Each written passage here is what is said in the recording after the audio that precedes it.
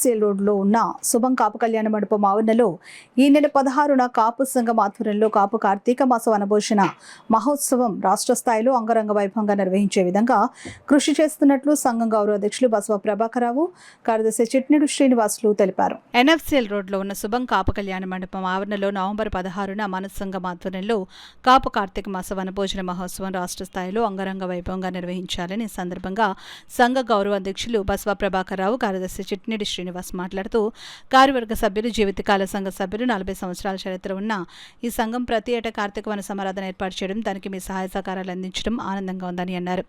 సంఘం మనకి ఏం చేసింది అని కాకుండా సంఘానికి మనం ఏం చేశాము అని ప్రతి ఒక్కరు ఆలోచించాలని సూచించారు. సంఘ సభ్యులు పాల్గొన్నారు. దీనికి అన్ని రకాల ఏర్పాట్లు జరుగుతూ ఉన్నాయి.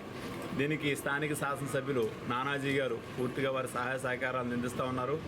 అలాగే మిత్రులందరూ కూడా ఈ కార్యక్రమానికి వస్తారు కాబట్టి మన కుటుంబ సభ్యులు అలాగే మన బంధుమిత్రులుగా మనం అందరినీ ప్రత్యేకించి ఆహ్వానిస్తూ ఉన్నాం. ప్రతి ఒక్కరూ కూడా ఈ కార్యక్రమానికి వచ్చి ఆ రోజు జరుగుతున్నటువంటి వనభోజనాలు శమీ పూజ దగ్గర నుంచి అలాగే సాంస్కృతిక కార్యక్రమాలు, ఆటల పోటీలు కానీ, హౌసీలు కానీ ఏదైతే మనం ఏర్పాటు చేసుకున్నామో అవన్నీ కూడా పార్టిసిపేట్ చేసి కుటుంబపరంగా ప్రతి ఒక్కరూ వచ్చి వారి వారి యొక్క ఆలోచనలు కానీ, బంధుత్వాన్ని పెంచుకోవడంలో కానీ, వారికి ఉన్న కష్ట సుఖాలను పంచుకోవడంలో కానీ ఆ రోజు నిమగ్నమై సరదాగా సంతోషంగా గడపాలని చెప్పి మిమ్మల్ని అందరినీ ఆహ్వానిస్తాం.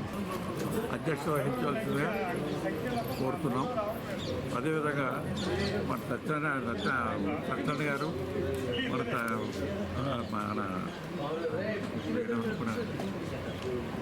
మన ప్రకాష్ నాయుడు గారు వీళ్ళతో వైస్ ప్రెసిడెంట్ ఉన్నారు కాబట్టి వారందరూ ఆధ్వర్యంలో మన చిట్టి శ్రీనివాస్ గారు సెక్రటరీగా అన్ని కార్యక్రమాలు చెప్తారు. ఆ విధంగా మనం ఫాలో అయ్యి ఈ ఫంక్షన్ని సక్సెస్ చేయాలని కోరుతున్నాను.